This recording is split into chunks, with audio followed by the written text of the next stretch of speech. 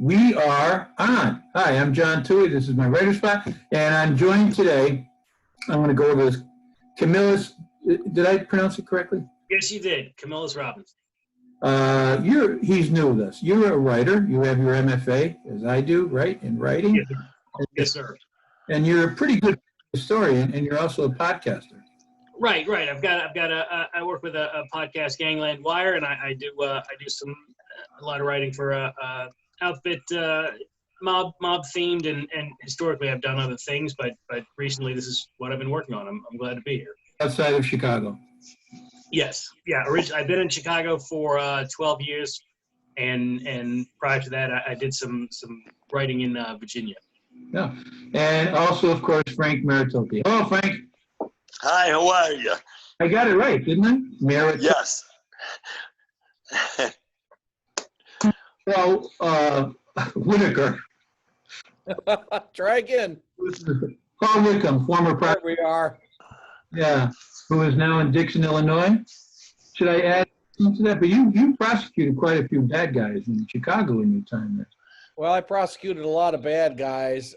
Most of my Chicago experience was with the federal government, though, as a judicial law clerk during the Carlisi, Infelice, that era of the mob, and also the Joe DeFranzo trial. I was involved in that, so got a lot of very interesting experience. Then I went to a law firm called Jenner and Block, where I had a little bit of time representing a few of these guys. Oh, really? So I've seen several different angles on this. Yeah, I didn't know you were in the I didn't know you represented him as well. I did. That's interesting. Let me stop you for a minute. You just said you defended one of them, No-No's, what was his name? DeFranzo. It was actually No-No's younger brother, Joe, Yeah. was arrested for, he took over a mansion in the suburbs. One of the heirs to the McDonald's fortune got into a gambling debt with the Elmwood Park crew. Yeah. And they told him, look, pal, you can't pay us back, so we're taking over your mansion and turning it into an indoor marijuana grow. Right. And it was a comedy of errors. They never produced an ounce of sellable marijuana, but they did manage to get a RICO prosecution out of it. Wow. And Joe DeFranzo, the word was that Carlisi was so upset about it that he ordered John to kill his own brother. Right. And Joe disappeared to Florida for a few years. We can debate whether John knew where he was or not. I think he probably did. But he didn't want to kill his own brother. But eventually they did catch Joe, and he was prosecuted and convicted. And I was the federal judge's law clerk on that trial, Yeah. as well as on Carlisi's trial. Yeah. So I definitely got some firsthand knowledge and experience of seeing these guys on a day-to-day basis. And prior to that mansion, I didn't know about the mansion. Also had an arrest for goofing around in marijuana in small doses. You know? Do you think it goes back and forth? No-No's ran the DeFranzo ran. What was DeFranzo's first name? John. John. Did he run the mob? I hear all sorts of things. Not in the 80s. There's a lot of misinformation out there Yeah. about when Joe Yaupa went to prison. The general belief is that Joe Ferriola took over the mob, but that's not correct. It was Carlisi from the beginning. Ferriola was street boss, DeFranzo underboss, Carlisi the boss. From about 85, 86 until he went to prison in 92. Well, he didn't actually get to sentence till later, but so it was DeFranzo was underboss. Whether he took over later, I would say he probably did. I would say, what do you think, Camillus? I would say so for a long time. I think, yeah, with a lot of the way meetings were and guys like Laurentis, everybody deferring to him, and I think he had the years. That whole Elmwood Park crew really had was sort of the knowledgeable crew, you know, coming down from, you know, because their lineage with Accardo and then Cerrone. So I think anybody who was in with that badge, Elmwood Park was sort of the brain trust. Seemed to have been for a while. Thanks, Frank. Well, I live right next to Elmwood Park. Oak Park is kitty corner from Elmwood Park. I think from what I used to hear that they really sort of their independent businesses were doing so well. They really didn't want to mess in anything that was going to jeopardize their legitimate businesses. Here's an interesting thing I'd like to ask you guys. John DeFranzo, with his affiliation for all those years and having been named as having been present at the killing of the Spilatro brothers, managed to avoid indictment in Family Secrets 1 and 2 never materialized. Yeah. How do we explain that? I can tell you that the Carlisi trial was very carefully tailored to avoid any mention of John DeFranzo. Really? I always had my suspicions about that. I didn't know if he was quite, I don't want to, people don't know where I live. So I was always thinking upper echelon, but that's,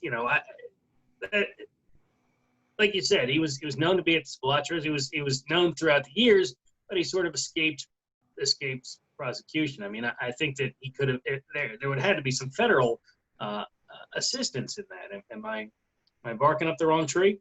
Wasn't he? The only thing that goes against that is the Rincon Reservation trial in California, where DeFranzo and Carlisi were both indicted and both convicted in the early 90s, but they left him out of everything in Chicago. Yeah. Even the surveillance photos that were actually used, the day after Spilatro's bodies were found, you see a photo of Carlisi, not DeFranzo, Carlisi, Infelice, Marcello, and Ferriola. Yeah, that's right. In the meet, yeah. Yeah, the Venture parking lot in Addison. Exactly. Yeah, but no DeFranzo. What's your theory, Paul? I think that Government witness? I don't know that if he was a dry witness or what he was doing, but I don't see how he avoids indictment, at least for Family Secrets, for the Spilatro murders. Yeah. I don't see how. The evidence was the very same against him as it was against Marcello. Yeah, we don't know. What's a dry witness? I don't know the term. He doesn't actually produce anything of substance. He just gives up stuff that doesn't hurt the outfit in any way, but so it looks like he's being productive. I have no personal knowledge of DeFranzo cooperating. I can just say that there was no mention of the guy's name in the Carlisi stuff. Worth millions and tens of millions of dollars in construction, right? Or is that not correct? Yeah, I believe that's correct. $4 billion. Yeah. He apparently couldn't rent a porta-john in Chicago without paying him. He had the lock on that and the construction. So I'll go back we're going to talk about the Bioff scandal, but Frank and I were talking about, I'm sorry, what town do you live in, Frank? You told me. Oak Park. In Oak Park, and which was basically everyone lived there, didn't they? Gene Connor. Yeah. Oak Park, River Forest, and Carter lived in River Forest. So was Giancana's bodyguard. What was his name? Butch Blasey. Butch Blasey. Yep. Everybody, like Cerrone was in Elmwood Park. Everybody was all over here. So we were talking about a guy named Duke Cooney, who was a one-time pimp. Started with the old Irish criminal structure, Chicago's original criminal structure, and stayed on under Capone. I think he went as far as Nitti. He was quite old, but you think that I think I'm going to check. He probably also lived there. Yeah. You saw him as an old guy in the 50s. Well, they were just out. We're just 3 blocks, so we're outside the city limits. And back then, Oak Park was a world unto its own. Yeah. And I'm sure the police force and everything, I'm sure they were more acquiescent to their needs. They were friendly. They could get in, where Chicago, you might have a little problem because it was so large, and who else could pay somebody off or whatever. I'll bet you that was the safest city in the state of Illinois. Oh yeah, it was for a while, years ago. Yeah. You know the gun, the .22 pistol that killed, Gene Connor was killed with a .22 pistol in his home. Yeah. They did find in the woods a .22 pistol on a median between two roads near going out of Oak Park. So they found a .22 there. Yeah.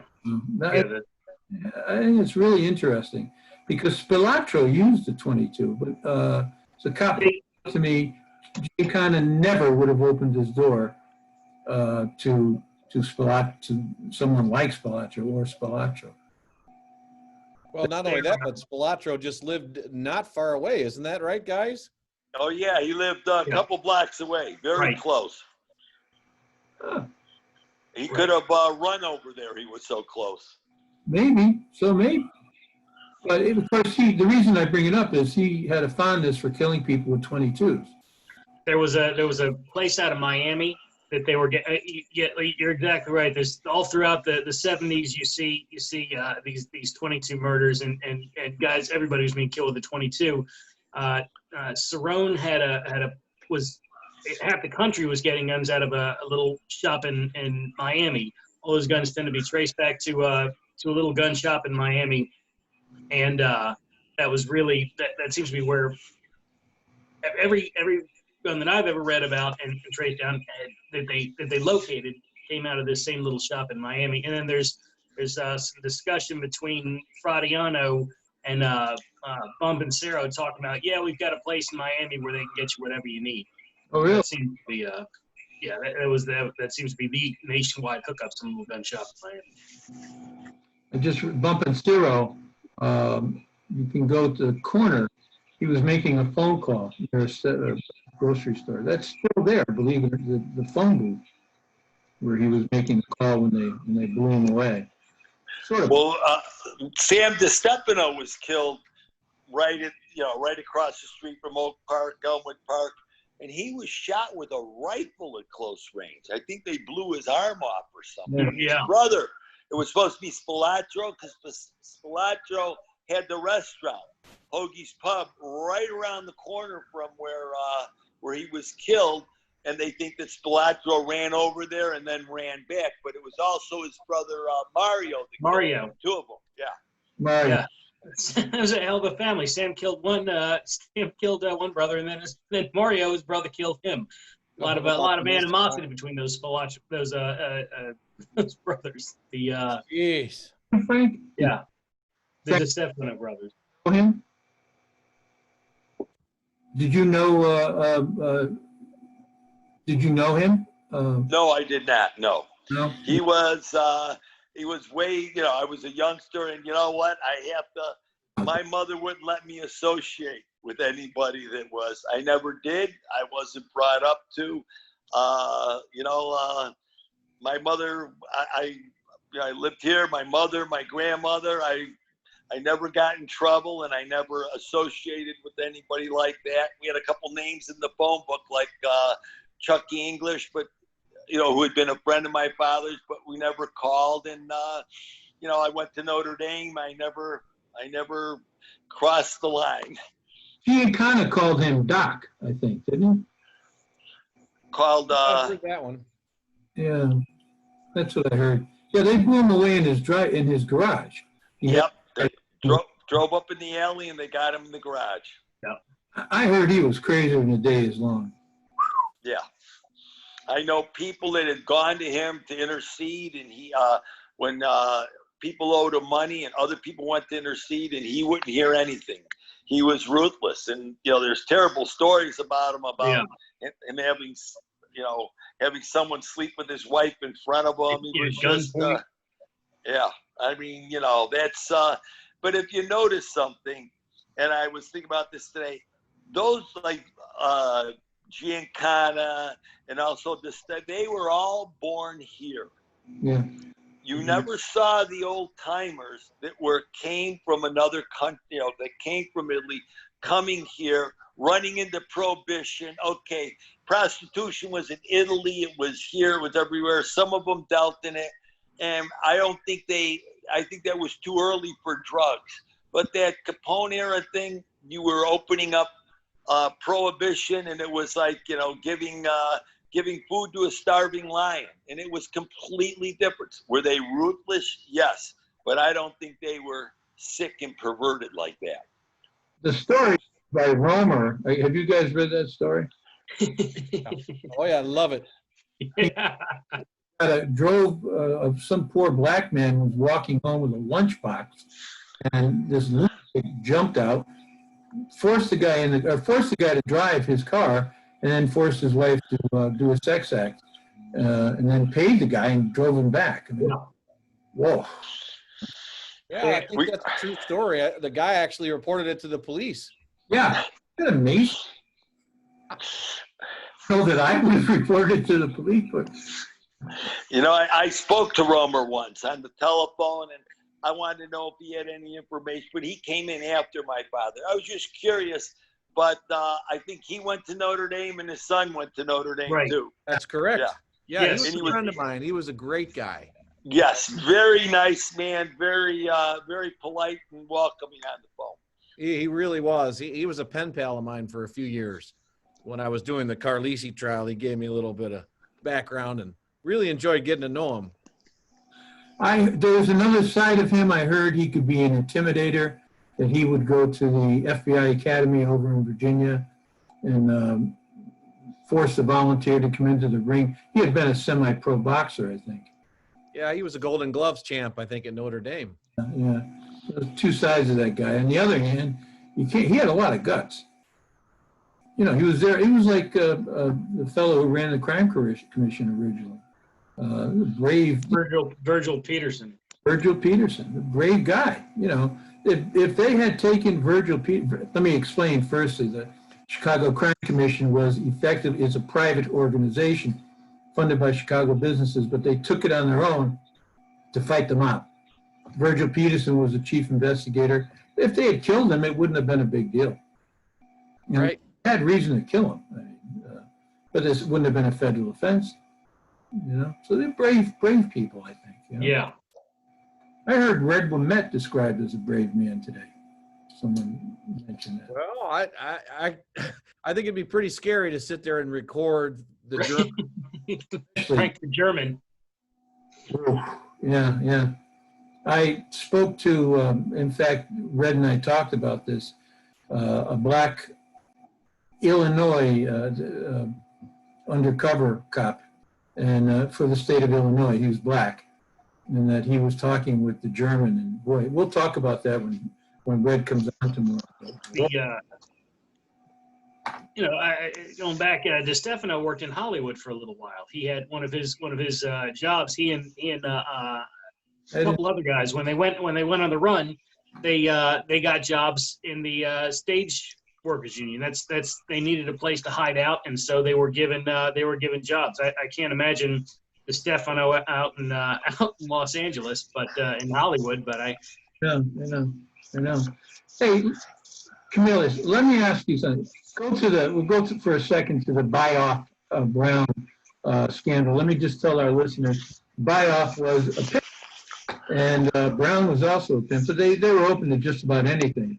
In the 1930s, they turned to extorting theaters, which was a mainline business in Chicago for the Underworld in those days. They would cook roaches, a bag of roaches in a theater, or a stink bomb in a theater, until the theater owner paid them. And in those days, large neighborhoods had perhaps two or three, it was a TV set in a way, had movie theaters in it. Yeah. And you'd go back every day for a weekly series and so forth.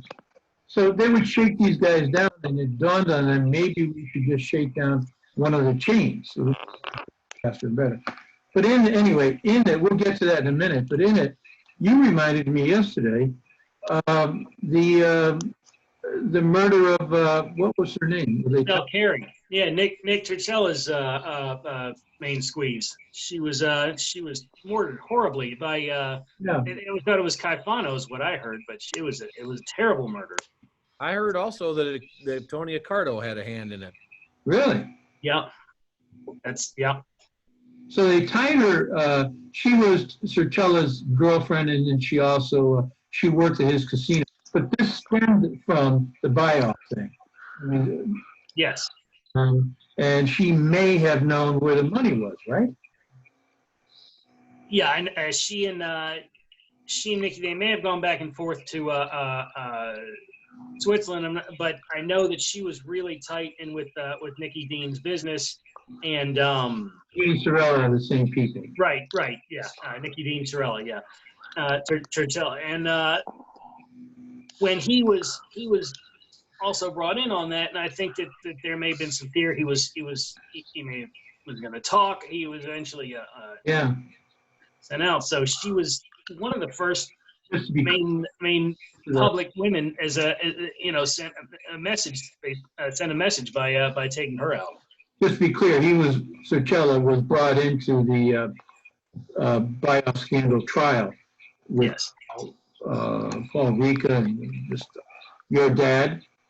Yes. Frankie Diamonds. Really a star-studded cast. I mean, it's a who's who of organized crime in Chicago. That was just Chicago. There were New Yorkers involved. So, yes.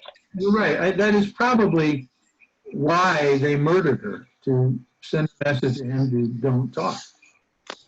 It was effective. Yeah, I mean they tortured her and burned her body. It was a terrible. And she had opened the door. They found a mug of cocoa just sitting on the table, and one for her. So there were two separate mugs. So whomever she let in, it was very likely somebody that she knew. Yeah. It was a terrible murder. Yeah. When the police arrived, the body was sitting upright in a chair and was still smoking. Yeah. Her robe caught fire. What a horrible way to die. A friend of mine grew up very wealthy in Chicago. He went to the private school that was in back of Siricella's casino, that massive casino he had. And these kids these high school boys, Catholic high school boys, would go over there at recess or whatever, the end of the day, and they'd let them in for whatever money they could. These kids had a few dollars in those days. So the point to shake down these theaters, which were owned by the big chains in those days before they were broken up, big theaters could own movie companies could own their own theaters. The distribution, distribution rights. They managed to take this idea, or rather, they were Bioff and Browne, who were then working together, were pulled in by, was it your dad? No, I think Nitti pulled them in, and then they had a meeting in Louisville, and that's where they met with them. The IATSE convention was in Louisville. Yeah, and they let them run things. But Frank Nitti, you're right. He called him in. I think he was a little bit brighter, don't you, than the average mob guy. I think he was a lot brighter than Capone. Well, like I told you, my mother, they had said that my father told Nitti, this isn't a good deal with these two guys. Didn't trust them. And you know what? They got so rich. They started getting so careless. I mean, you had the golden goose. Why don't you just take an egg? But was it Bioff? They had to have a big ranch, big cars. You had to show off. You had to rub it in their faces. Right. And they were making propaganda films for the government at the war at that time. Are you crazy? All they had to do was turn to the government and turn them in. They could have been a fly, but they wanted to be an eagle. They were a fly. Should have stayed a fly. Yeah. Well, wasn't it Bioff depositing $100,000 in the bank that eventually led to the downfall and unraveling of this whole scheme? I think he had tried to shake down one of the movie operators. Wasn't that it? It was $100,000. He had cash. Yeah, exactly. It was I think it was the cash that he was trying to deposit. Yeah. And got a check, and then of course the IRS got the other guy whose name escapes me, but Bioff could not explain it. He claimed it was a loan. A loan. And that's, imagine $100,000 loan in 1930, whatever it was, 41. 41. Yeah. Enormous amount of money. It really was. It really started to unravel the whole thing. Was just his hubris at thinking, hey, I'm a big man, I'm a big player. I'm going to go to the bank and deposit $100,000 and not have a problem. Yeah. And I think they just never taught him to launder money. I think, when you're dealing at that level, the Nitti, there's an understanding of what to do and what not to do with massive amounts of cash. And Bioff was, like you said, just a pimp and a street guy. And it was not a very sophisticated hustle what they were doing in Chicago. You just walk into a theater and say, hey, either you pay me or I'm going to dump stink bombs on the floor at your rush hour and throw roaches, and we're going to come back and slash up the seats. And so these theater owners would have to do it. That was really the long and short of the scam. And because they were massive, they weren't so much the independent theaters. They were these large chains. And so when he went to Hollywood, his fundamental character didn't change. He was running little nickel schemes and doing what he was in Hollywood. They never taught him what to do with money. They never approached him about cleaning it or anything. He was just running everywhere with massive amounts of cash. And like Paul said, just $100,000 at the bank in 1941. And today he would do that. he had 12 children. Yes.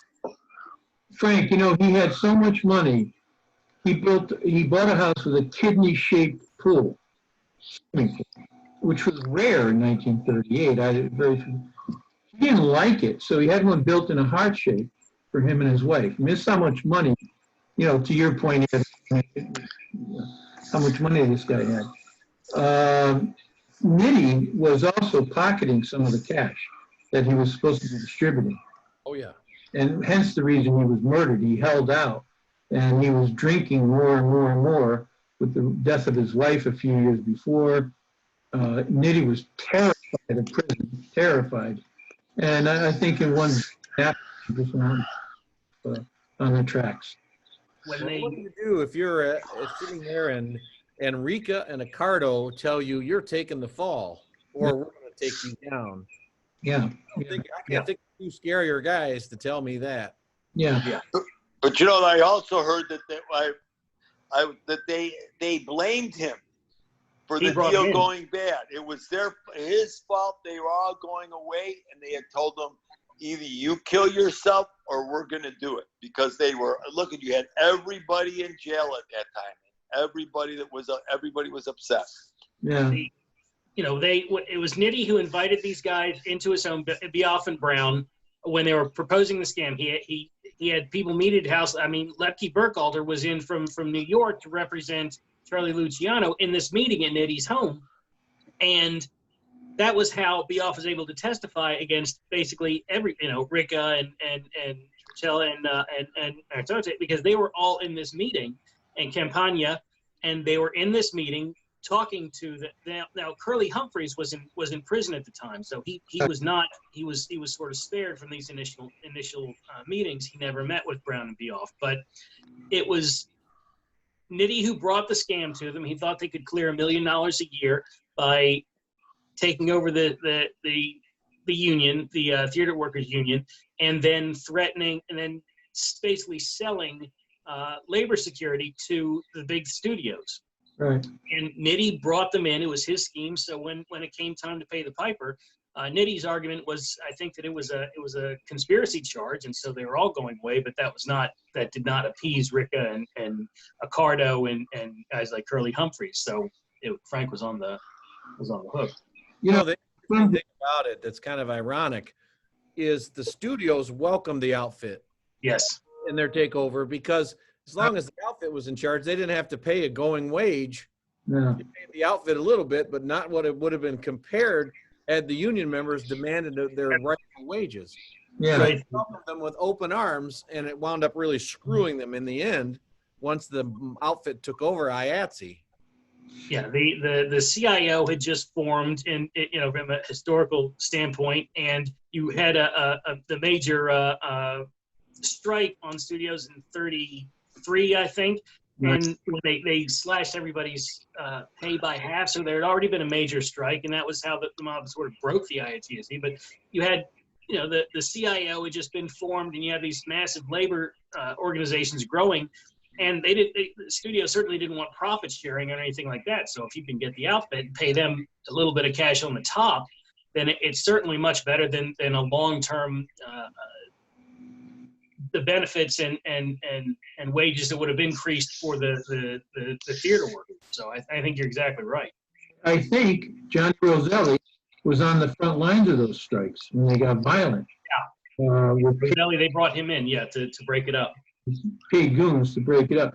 Have you know there are two things? Hollywood, if you think about it, the studios, that was aggressive on their part. To get rid of unions, to work cheap. And then you go into the 50s, we are accused of it. The government is accused of blacklisting. It was the studios. And then, now, a lot of those guys deserved to be blacklisted. They were just out and out communists, but that's another subject. But it was the studio that came up with that aggressive blacklisting stuff. So, yes. Pattern. And I think one led to the other.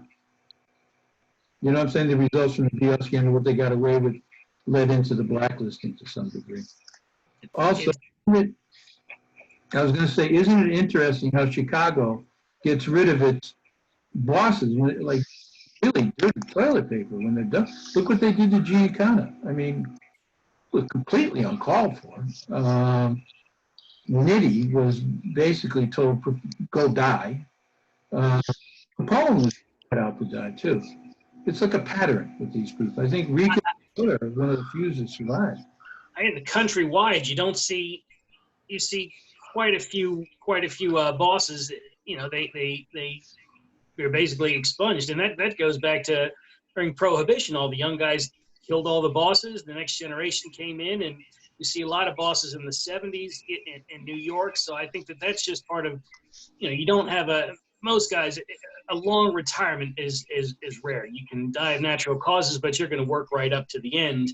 And it's really, long-term outlook is not great. Well, don't you think the older guys were very upset, especially Cardo, with the show that Giancana was putting on? He's in Vegas. He's with the McGuire sisters. He's high profile. He should have stayed in Mexico and lived a nice, quiet life. He would still be around, but he came, and that was very much against the way of thinking back then. Yeah. He's dating the president's girlfriend. Yeah. Right? And not only that, but he gave up Sinatra as the legit connection to the Kennedy White House. He told Romer, he said, if you guys want to talk to us, you know who to go through. Talk to Sinatra. Oh, that was Butch Blassie. How's it pronounced? Blassie? Blasey, yeah. Blasey. That led to a lot of concern about Giancana's state of mind there. Yeah. He gave up a legit guy like that. Yeah. He came out of the bar that they had near the National Guard Airport. What was the name of that place? Drunk. It was Giancana's club. The Armory Lounge. The Armory. Yes. It's a diner today. And not a bad diner either. Pretty good, actually. And Blassie did that. He just said, drunk. Stupidly gave the guy up. So, yeah. I knew that it drove Frankie Strong just crazy, and he went to Accardo and Humphreys and said, we got to do something about this guy. He's out of his mind. Someone said that when he returned to the U.S. from Mexico, Giancana, that he was really bad. He couldn't urinate. He was just really terrible shape. But that in 1960s, a Judge Campbell gave him a choice when Giancana was called before this Judge Campbell. Do you know the details of that? And he said, talk and you'll walk. And to Arcota, apparently, and Arcota said, no, you're not. But when Arcota was given the same opportunity by the same judge, he took it. And Giancana went to jail. And I think this guy from Las Vegas told me that Giancana was home from Mexico, deathly ill, and there was no way in hell he was going to go to jail. And he had decided he would just talk to the Bureau and send him off to jail. Well, it was really brilliant by the Justice Department, a good way to get Giancana locked up, for how many years was it, guys? 2 or 3 years before that, they had the lockstep surveillance, and he had sued them with George Layton. and George Layton won against the FBI for Giancana. And they finally found a way to lock him up, which was they called him before the grand jury and gave him immunity. Imagine how brilliant that is, to call him the operating boss of the mob and say, we give you immunity, now answer these questions. You can no longer claim the Fifth Amendment. They stripped it away from him. And then when he refused, he was sent to jail for criminal contempt of court. Has that held court since? I mean, can you do that today? Yes, still done today. It is brilliant, yeah. You know, we were talking, I want to skip for just a second. We were talking about John No-Nose DeFranza. Yeah, apparently he lost his nose. Some people think, I'll tell our listeners, that DeFranza ran the mob in the 1990s. I would say later, a little later than that, but yeah, starting then. Yeah, he was doing a burglary, jumped through a plate glass not to get caught and sliced off his nose. But anyway, you had mentioned that, you know, we don't know if he was the boss or he is. You know, Chicago, I think, invented this put up a false flag boss. Could he have been a false flag boss, like everyone, so the other guys could operate freely? Front boss, you mean? Yeah, front man, yeah. You know, I really don't know for sure. I know that the real power in the 80s was in Carlisi's hands after Iupa went to prison. Yeah. In the 90s, what do you say, Camillus? I mean, the builder, Johnny. I think, yeah, he had the brain trust was there with the builder, and so if it wasn't directly in one single individual's hands, you had you know, the way the crews are divided, it's not like a standard family as I've always understood it, like New York, where it's strictly hierarchical. It's more a series of columns, then whichever column happens to be the highest is who will sort of move into that. And it's, you know, I could be wrong, but I know in the past it was never just one boss, and I know that DeFranza was sort of had been around the longest, and like you said, the builder was there, and so I think there was a large enough brain trust that I don't think that there were too many unilateral decisions made at that time. I mean, DeFranza might have been who was recognized as the, you know, first among equals, but it wasn't the standard setup as we think of, you know, consigliere underboss, and I think it's a little bit more spread out just because of the nature of the different crews, and crews one crew doesn't want to take orders from somebody else, so it was more sort of a ruling council more so than a straight boss. But I would say that DeFranza was definitely at the upper echelons. That Elmwood Park crew was really. Well, you mentioned, so I'm not going to tell you which name you mentioned, but one of them was involved in a restaurant chain up here. And you know what? The legitimate money they were making, he was making, it wasn't worth it. And then I heard a story about him that somebody went to collect for him and he came back short. And the guy told him, "What are you going to do about it?" Now, for $5,000 or $10,000, would you risk your involvement with this restaurant chain that's making you probably $1 million a year? And it's right then and there, I think that they felt that they didn't have control of the underlings, and that part isn't worth it. Why would you risk collecting $15,000 when when you're the part owner of one of the most successful chains in Chicago, and they had places all over the country? Why would you get yourself in trouble? Why would you risk that for peanuts? Yeah, you're exactly. That's an excellent point. Yeah, those guys were all so wealthy that I think that there just wasn't much of the interest as far as the boss per se, except to settle disputes. You had some powerful street guys and stuff. So in the upper echelons, the outfit has always had such legitimate investments. That was kind of where it was. I mean, whether it was land or business. I think you're really onto something, Camillus, and that is that the outfit is so different in that even though New York has 5 families, we don't have that, but we have street crews who operate almost like individual families. And the power structures within those street crews, capos, are like bosses in New York City. because they control their own street crew. Yeah. And the upper echelon, like you said, those guys had so much legit business going on. That why in the world, like Frank pointed out, why would they risk it, a RICO sentence, to deal with a small piece of change like that? Defines apparently tens of millions in construction. So again, why bother? You know? Right. We know, Paul, I see Joe once in a while walking around or something. He's gotten really old. Yeah. But that goes to show you, I mean, he wasn't that much part of the construction that he had to resort to growing marijuana. That's something an 18-year-old would do, or somebody out in the country. I mean, to resort to that shows, I think, today there is no mob. I don't think there's been a mob for a while, because if there is, I have to know what's profitable. Yeah. Yes. They can't control the machines that go into all these bars and places that they have, because they're all wired right to the state, and they have to have permits and licenses.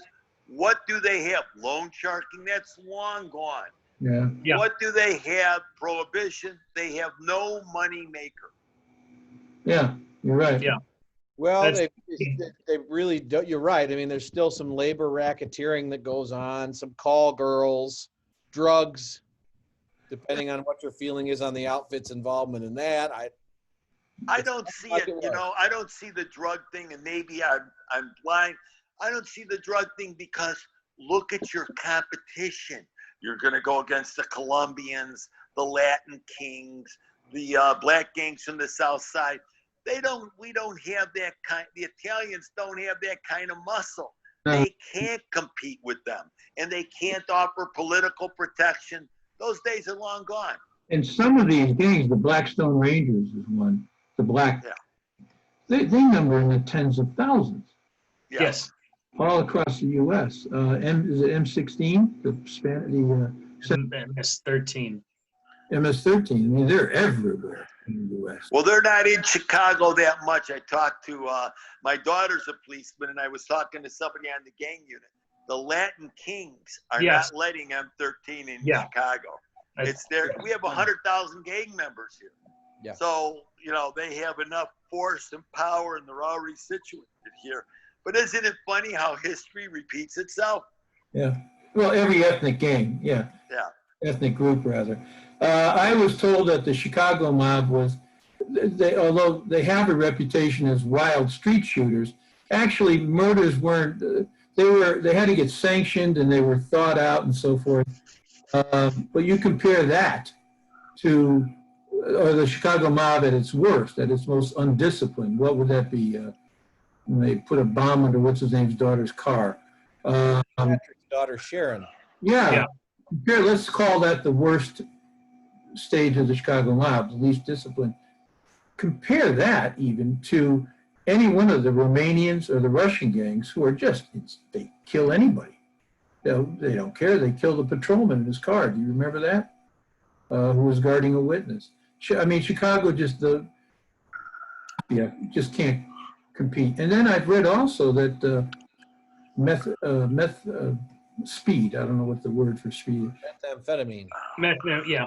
And strippers fall under now the motorcycle gangs. Have you heard that?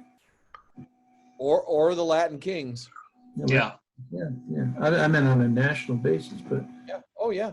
So they've got a lot of competition now.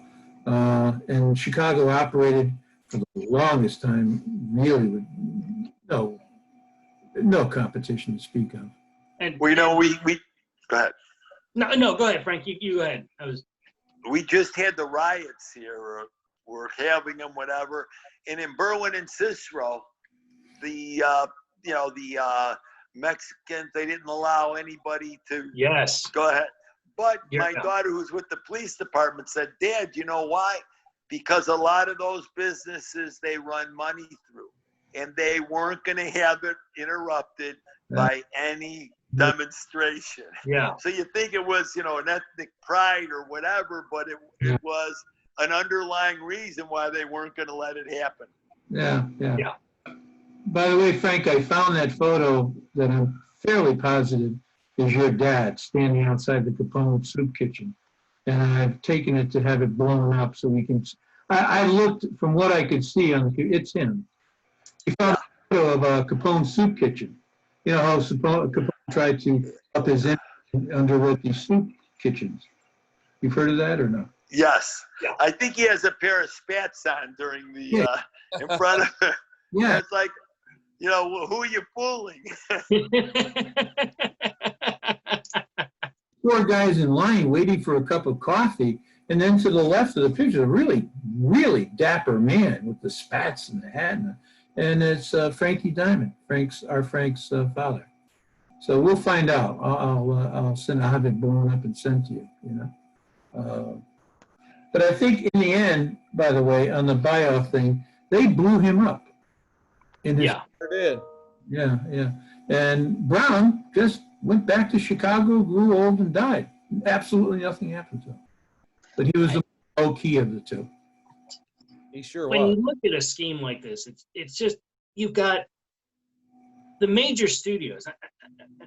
I mean, Harry Cohn, I mean, all the major studios in Hollywood were paying 6 figures a year in some cases to the mob for labor peace. And it's, imagine something like that taking place today. Imagine, you know, Amazon Studios or any of the large studios being involved with organized crime on such a level. It really kind of blows your mind how much things have changed, and that this would even be conceivable back in the 40s, that the mob would just go and extort this tens of millions of dollars basically from studios in Hollywood to allow them to make movies. It's the whole thing just blows my mind. Some of these larger schemes. It really, things have changed quite a bit. Yeah, that was a big deal. Yeah. Newspaper for years, and of course it went all the way to the White House for pardons by what he called Campagna, said Santa Claus. You know, it's been a very good Christmas, and he got all his pardons. So some of that money, I think about $500,000 of it, was donated to Roosevelt's reelection campaign. Yes. no doubt that, yeah, because they worked through. Was it Dillon, the postmaster? No, I'm sorry. No, he became a Supreme Court. Well, he was a postmaster, and he was then appointed to the Supreme Court. What's his name? You're talking about Tom Clark letting everybody out early. They worked That at was under Truman. That's right. That's right, through Tom Pendergast in Kansas City. Yeah. Yeah, the Prendergast machine had Truman fixed up and down. So, Wow. so As you might know, I did that thing in following up on John Factor, Jacob. Yeah. yes. The left hand in the Justice Department, a guy named Rosenberg, is deporting him. And the Attorney General, the right hand, granted him, through his brother, a pardon 24 hours before he was going to get picked up by federal marshals and tossed out of the country back to England. Factor had paid for the tractors for Cuba after the Bay of Pigs, and Castro wanted farm equipment. And Bobby Kennedy called around to everybody who was anybody and said, we need cash. And Factor gave a great deal of cash, and he paid for the tractors. And then he did write a check to the Kennedy Foundation. But because and I followed the check, but because the Kennedy Foundation is a private enterprise, it's privately owned, they don't have to tell you anything. Where did they get a check or anything like that? So this stuff is not uncommon, you know, bribing way up into the White House. Did I tell you I have a pocket watch, a platinum pocket watch? John It says, to my buddy Frank, Jake Factor, 12/27, I think it was 1927. Wow. Wow, what a beautiful piece of history that. Wow. But you know, this Factor was, I sort of admire Factor. I really do. He didn't kill anybody. No. And the way that he tricked John Toohey into the way he built that case, but he he swindled the Bank of England. How could you hate a guy like that? Right. He rigged the table at Monte Carlo. How could you hate him? Yeah. He wasn't a violent man. He was a very smart Jewish man from the old school. I mean, you just got to give him credit. He was very smart. I'd say those Factor boys, their parents did right when you look at. I mean, you know, they were both successes in their own separate ways. You know, you had the Max Factor, then Jake Factor is basically running all the schemes, but it's such an incredible level. It's those parents really. Do you know how they got to be who they are? Jake Factor. I'm sorry. Let's start with Max Factor, who became Max Factor Cosmetics and so. Cosmetics. In Jewish burials, you have to be buried within 24 hours before the sun goes down or something. And so they slapdash artists. And Max was in charge of putting the makeup on the body, the corpse. Max. Oh, kidding. Jake the barber was the guy who cut the corpse hair and fixed their hair. And there was a third brother who I can't remember, but The pedicurist. yeah. So bright guy. Gents, Albert the Digger. we've been an hour long almost, and I thank you both, all three of you. Really fantastic conversation. Thank you. Thank you, Mr. Frank. And thank you for introducing me to such good people. I really appreciate it. It's a pleasure. Yeah, they are good guys, aren't they? Yes. Gents, I hope we can talk again. Absolutely. Anytime. Yeah, Anytime. my schedule's open. This is a lot of fun. It is fun. Go ahead. Camillus, where do you live? I'm in Munster, right across the border. I work in the Loop, but I live in Munster in Indiana, just below Hammond. So Okay. I'm the suburbs, but yeah, I'm not. We looked in the city, we ended up in Indiana, but yeah, just right across the border. Oh, okay. Yes. Yeah.